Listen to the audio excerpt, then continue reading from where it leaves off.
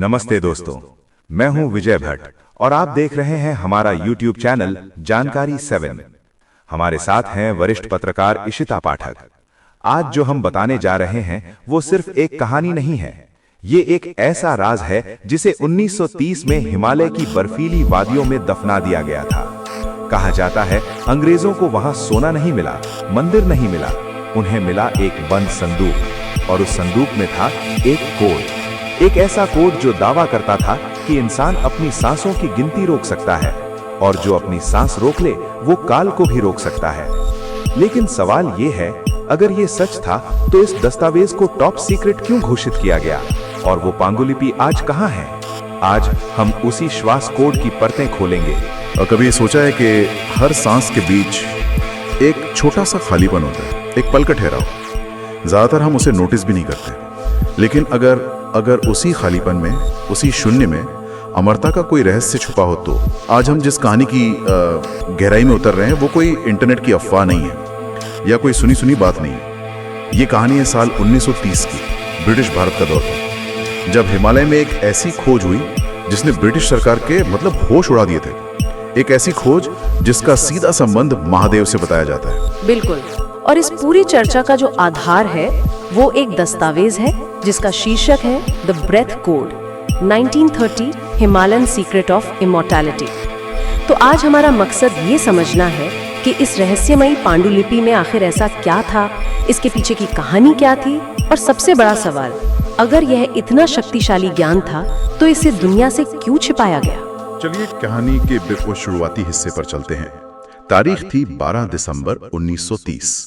जगह हिमालय का कोई अनजाना बर्फीला इलाका। ब्रिटिश आर्कियोलॉजिस्ट्स की एक टीम थी जो पुरानी सभ्यताओं की तलाश कर रही थी।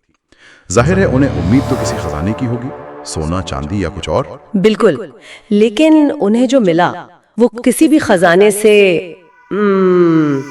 कहीं ज्यादा कीमती था, और उनके नजरिए से खतरनाक भी। एक सील बंद संदूक जिसके अंदर चमड़े के पन्नों पर एक पांडुलिपि रखी थी। भाषा तो संस्कृत थी, पर जो लिपि थी वो बहुत पुरानी, बहुत अलग थी। काफी मशक्कत के बाद जब इसे डिकोड किया गया तो पता चला कि इसका नाम द ब्रेथ कोड रखा गया है। श्वास कोड। जी, श्वास कोड। और कहते हैं कि उस दस्तावेज की पहली पंक्ति किसी को भी चौंकाने के लिए काफी थी। उसमें लिखा था, इंसान अपनी सांस की गिनती लेकर पैदा होता है, लेकिन जो इस कोड को जान लेगा वो अपनी गिनती को रोककर काल को भी मात दे सकता है। ये तो सुनने में किसी पुरानी कहावत जैसा लगता है। इसका कोई गहरा मतलब था? बिल्कुल, ये सिर्फ एक कहावत नहीं थी, ये एक बायोलॉजिकल हकीकत की तरफ इशारा कर रही थी। हम सब जानते हैं कि शिव को महाकाल कहते हैं। हाँ, जो काल यानी समय से परे हैं। बिल्कुल, तो ये पंक्ति सीधे सीधे कह रही थी कि समय को जीतने का तंत्र वो हमारे शरीर के अंदर ही है।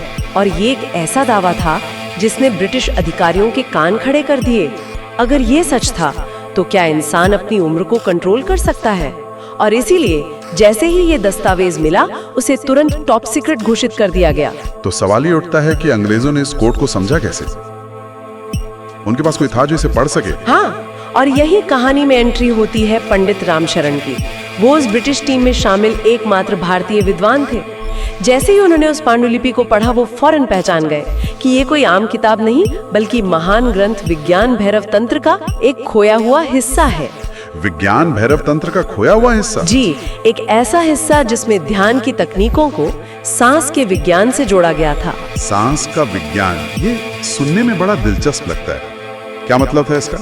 देखिए, पांडुलिपि के अनुसार हमारे शरीर में लगभग 72,000 नाड़ियां हैं। 72,000? जी, आप इन्हें हमारे शरीर का एक बायो इलेक्ट्रिक वायरिंग सिस्टम समझ सकते हैं, जिनमें हमारी जीवन ऊर्जा यानी प्राण वो बहता है।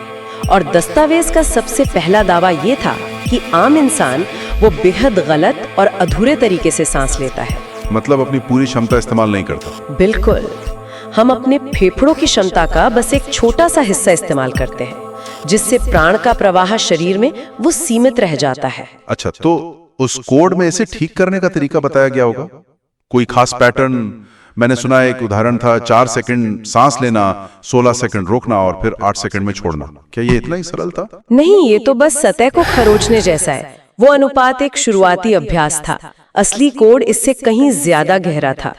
पांडुलिपि में लिखा था कि ब्रह्मांड एक लय पर चलता है और उस लय का प्रतीक है शिव का डमरू। कोड का असली मकसद था अपनी सांस की लय को उस ब्रह्मांडीय डमरू की लय से मिलाना, ताकि इंसान का शरीर और ब्रह्मांड एक सिम्फनी में आ जाएं। हाँ, एक ताल में। ये तो बहुत गूढ़ बात है। तो जब पंडित रामशरण ने इसका अभ्यास शुरू किया, उन पे कोई असर हुआ? असर हुआ, और ऐसा हुआ कि ब्रिटिश अधिकारी डर गए। दस्तावेज बताते हैं कि कुछ ही दिनों के अभ्यास के बाद पंडित रामशरण की भूख प्यास लगभग खत्म हो गई। भूख प्यास खत्म हो गई? जी, वो कई घंटों तक बिना थके काम कर सकते थे। उनके चेहरे पर एक ऐसा तेज, एक ऐसी ऊर्जा आ गई कि ब्रिटिश अधिकारी उनसे नजरें नहीं मिला पाते थे। वो इसे कोई काला जादू समझ रहे थे। लेकिन ये विज्ञान था। बिल्कुल, यह असल में बायो एनर्जी का विज्ञान था, एक ऐसी ऊर्जा जिसे जगाया जा सकता है। तो पंडित जी इस कोड का अभ्यास कर रहे हैं, उनमें ये बदलाव आ रहे हैं? ब्रिटिश अधिकारी जाहिर है घबरा गए होंगे। इसके बाद क्या हुआ? क्या उन्होंने उन्हें रोकने की कोशिश की? उन्होंने की, और यहीं से कहानी एक नाटकीय मोड़ लेती है। ये 14 दिसंबर 1930 की रात थी। टीम के लीडर मेजर स्टीवंस, उसने देखा कि पंडित रामशरण अपने टेंट में नहीं है। जब उसने बाहर खोजा तो पंडित जी पास की एक पहाड़ी की चोटी पर ध्यान में बैठे थे। तापमान माइनस में था, बर्फीली हवा चल रही थी, लेकिन मेजर ने देखा कि पंडित रामशरण के शरीर पर पसीने की बूंदें थी। माइनस तापमान में पसीना? ये कैसे मुमकिन है? यही देखकर मेजर स्टीवंस को शक हुआ। उसे लगा कि ये भारतीय विद्वान उस कीमती दस्तावेज को लेकर भागने की फिराक में है। वो अपनी बंदूक लेकर पंडित जी के पास पहुंचा और चिल्लाया, पंडित वो फाइल कहाँ है? लेकिन पंडित रामशरण वो गहरी समाधि में थे। गुस्से में मेजर ने उनके कंधे पर हाथ रखा, और तभी वो हुआ जो विज्ञान के नियमों को तोड़ देता है। क्या हुआ? हाँ, दस्तावेज के अनुसार ये बायो इलेक्ट्रिसिटी थी, वो प्राण ऊर्जा जो श्वास कोड के अभ्यास से पंडित जी के शरीर में इतनी घनी हो गई थी कि वो एक सुरक्षा कवच की तरह काम कर रही थी। अविश्वसनीय। इसके बाद पंडित रामशरण ने कुछ कहा होगा? हाँ, तब पंडित रामशरण ने अपनी आंखें खोली और मेजर की तरफ देखकर सिर्फ एक बात कही, जो इस पूरे रहस्य का सार है। उन्होंने कहा, तुम कागज तो चुरा सकते हो मेजर, लेकिन उस सांस को कैसे चुराओगे जो हवा में नहीं बल्कि तुम्हारे ही अंदर शून्य में छुपी है। और दस्तावेज का क्या हुआ? क्या वो उसे चुरा कर भाग गए? अगले ही दिन वो पांडुलिपि गायब हो गई। ब्रिटिश रिकॉर्ड्स में लिखा है कि एक दुर्घटना में फाइल जल गई। लेकिन सच कुछ और था। हाँ, स्रोत बताते हैं कि सच्चाई कुछ और थी। उस फाइल को ब्रिटिश सीक्रेट सर्विस ने जब्त करके सीधा लंदन भेज दिया। इसके पीछे एक बहुत गहरा डर था। डर ये था कि अगर गुलाम भारत के लोगों को अपनी इस असीमित आंतरिक ऊर्जा के विज्ञान का पता चल गया तो उन्हें गुलाम बनाए रखना नामुमकिन हो जाएगा। सोचिए, एक ऐसी सेना जिसे भूख प्यास न लगे, थकान न हो, और जिसका दिमाग सुपर कंप्यूटर से भी तेज चले, उसे कोई जंजीरों में कैसे बांध सकता है? बिल्कुल नहीं। तो उन्होंने उस ज्ञान को दबा दिया। लेकिन जैसा कहते हैं, सत्य को हमेशा के लिए फाइलों में कैद नहीं किया जा सकता। सुना है कि उस कोड का कुछ हिस्सा लीक हो गया था। वो क्या था? हाँ, जो हिस्सा बाहर आया वो श्वास के सबसे बुनियादी लेकिन सबसे महत्वपूर्ण सिद्धांत के बारे में था। हमारे शरीर में सांस लेने के मुख्य रूप से दो रास्ते हैं, बाईं नासिका और दाईं नासिका, जिन्हें योग में एड़ा और पिंगला नाड़ी कहते हैं, है ना? बिल्कुल, ईड़ा और पिंगला या चंद्र और सूर्य नाड़ी। लेकिन ज्यादातर लोग इन्हें सिर्फ नाक के दो रास्ते समझते हैं। दस्तावेज के अनुसार ये हमारे नर्वस सिस्टम के दो अलग अलग सर्किट है। बाईं नासिका यानी ईड़ा हमारे रेस्ट एंड डाइजेस्ट सिस्टम को एक्टिवेट करती है, जो शरीर को ठंडा और शांत रखता है।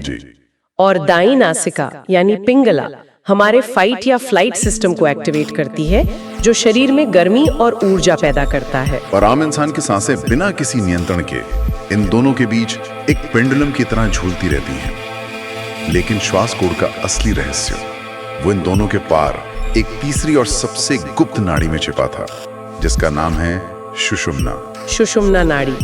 इसके बारे में दस्तावेज में लिखा था कि ये नाड़ी हमारी रीढ़ की हड्डी के ठीक बीच से होकर सीधे हमारे मस्तिष्क तक जाती है। इसकी तुलना अक्सर शिव के त्रिशूल से की जाती है। अच्छा, त्रिशूल की दो बाहरी शाखाएं ईड़ा और पिंगला, और बीच की सीधी शाखा सुषुम्ना। दस्तावेज का दावा था कि जब प्राण ऊर्जा अगल बगल की नाड़ियों से हटकर सीधे इस बीच की नाड़ी सुषुम्ना में बहने लगती है, तब समय की धारणा रुक जाती है। समय की धारणा रुक जाती है, इसका क्या मतलब है? इसे केवल कुंभक की अवस्था कहा गया है। ये वो क्षण है जब सांस न तो अंदर जा रही होती है और न ही बाहर आ रही होती है, बल्कि बीच में ठहर जाती है। पांडुलिपि का दावा था कि यही वो पल है जब इंसान मृत्यु के शारीरिक और मानसिक भय के दायरे से बाहर निकल जाता है। इसका सीधा संबंध हमारे मन से है। बिल्कुल, जब हमें गुस्सा आता है तो सांस तेज हो जाती है, डर में अटक जाती है और शांति में एकदम धीमी और गहरी। बिल्कुल, श्वास कोड इसका उल्टा सिखाता है, सांस को नियंत्रित करके मन, डर और यहाँ तक कि समय की धारणा को भी नियंत्रित करना। और इसी से जुड़ा हुआ कोड का सबसे शक्तिशाली और रहस्यमय हिस्सा था जिसे ब्रिटिशर्स ने द डेड जोन नाम दिया था। ये क्या चीज थी? ये नाम ही अपने आप में बहुत कुछ कहता है। ये वो अवस्था है जब आप सांस पूरी तरह बाहर छोड़ देते हैं और अगली सांस लेने से पहले जो कुछ पलों का खालीपन आता है वही डेड जोन है।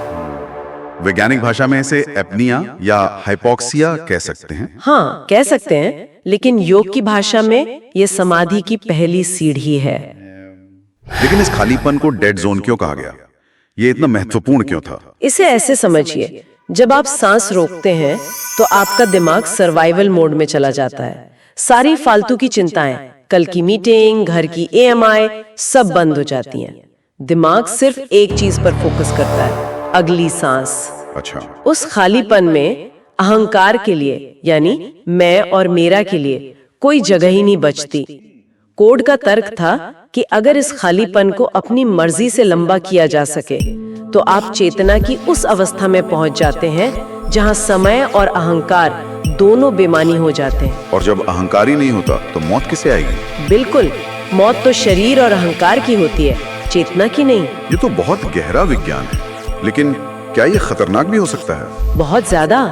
दस्तावेज में लाल स्याही से एक चेतावनी भी लिखी थी। उसमें साफ लिखा था कि ये अभ्यास कमजोर दिल वालों या बिना तैयारी वालों के लिए नहीं है।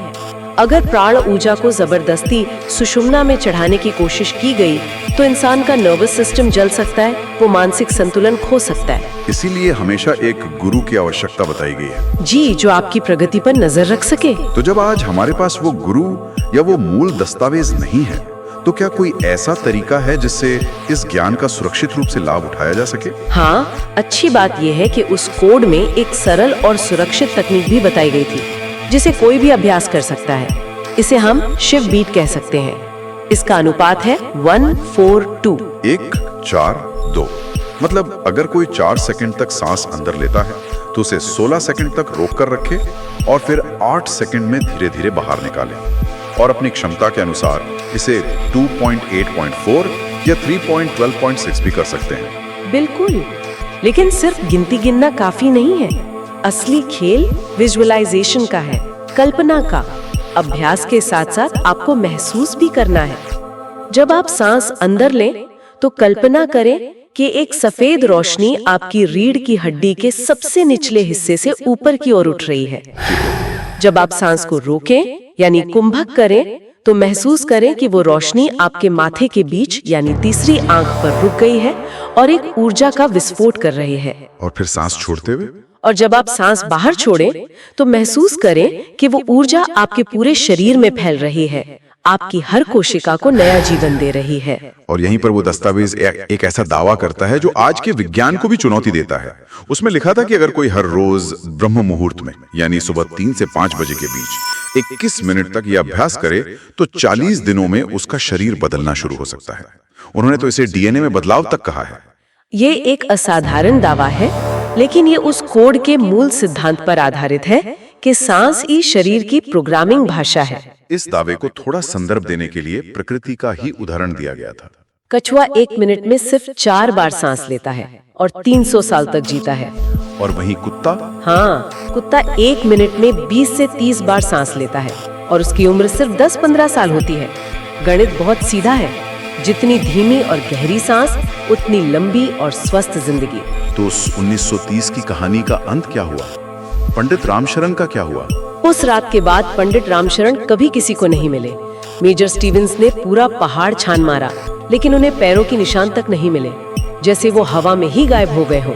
सिर्फ एक चीज मिली थी। जिस चट्टान पर पंडित जी ध्यान में बैठे थे, उस पर पत्थर से संस्कृत का एक श्लोक उकेरा हुआ था। नाहम देहो नेन्द्रियाणि शिवोहम शिवोहम, जिसका अर्थ है, ना मैं ये शरीर हूँ, ना मैं ये इंद्रियां हूँ, मैं ही शिव हूँ, मैं ही वो अनंत चेतना हूँ। मेजर स्टीवेंस ने अपनी डायरी में लिखा है कि इस एक घटना ने उसकी पूरी जिंदगी बदल दी। उसने ब्रिटिश सेना की नौकरी छोड़ दी, हाँ, और अपनी बाकी की जिंदगी भारत में ही रहकर योग और ध्यान को समझने में लगा दी। वो समझ गया था कि दुनिया जिस सुपर वेपन की तलाश कर रही है, वो किसी लैब या संदूक में नहीं, बल्कि हर इंसान के अंदर ही छिपा है। तो इस पूरी कहानी का सबसे बड़ा सच क्या है? ये नहीं कि कोई अमर हो सकता है या नहीं, बल्कि ये कि हम जिसे स्ट्रेस या एंजाइटी कहते हैं, वो शायद सिर्फ गलत तरीके से सांस लेने का नतीजा है। ये कोट बताता है कि हमारा नर्वस सिस्टम किसी बाहरी दवा से नहीं, बल्कि सांस के खास पैटर्न से रीसेट किया जा सकता है। बिल्कुल, असल शक्ति शायद सांस रोकने में नहीं, बल्कि उस ठहराव में छिपे खालीपन को नियंत्रित करने में है। ये श्वास कोट कोई किताब नहीं, बल्कि एक अनुभव है। आज की डर से भरी दुनिया में ये ज्ञान डर को जड़ से खत्म करने की बात करता है। हमारे फेफड़े सिर्फ हवा पंप करने वाली मशीन नहीं है, वे इस ब्रह्मांड की ऊर्जा से जुड़ने का एक यंत्र है। तो अगली बार जब सांस लें, तो याद रखें कि ये सिर्फ ऑक्सीजन नहीं है, ये एक मौका है अपने मन को शांत करने का, अपने सिस्टम को रीसेट करने का। इस जानकारी का क्या मतलब हो सकता है अगर इसे सिर्फ एक भूली बिसरी कहानी न मानकर एक संभावना के रूप में देखा जाए कि शायद हमारे सबसे बड़े सवालों के जवाब कहीं बाहर नहीं, हमारी अपनी हर सांस के बीच के खालीपन में ही छिपे हैं। उस रात के बाद पंडित रामशरण कभी दिखाई नहीं दिए। दस्तावेज गायब हो गए। ब्रिटिश रिकॉर्ड्स में सिर्फ एक लाइन लिखी गई, फाइल नष्ट कर दी गई। लेकिन सच कभी नष्ट नहीं होता। कहा जाता है कि वो कोड आज भी जिंदा है, किसी फाइल में नहीं, किसी गुफा में नहीं, बल्कि आपकी अपनी सांसों के बीच के उस शून्य में। अब सवाल आपसे है, क्या आप तैयार हैं उस शून्य में उतरने के लिए? क्या आप तैयार हैं अपने भीतर छिपे उस रहस्य को जानने के लिए? अगर हां, तो कमेंट में लिखिए हर हर महादेव। और याद रखिए, दस्तावेज छिपाए जा सकते हैं, लेकिन जो कोड आपके अंदर चल रहा है, उसे कोई ताकत कभी मिटा नहीं सकती। मिलते हैं अगले रहस्य के साथ। जय महाकाल।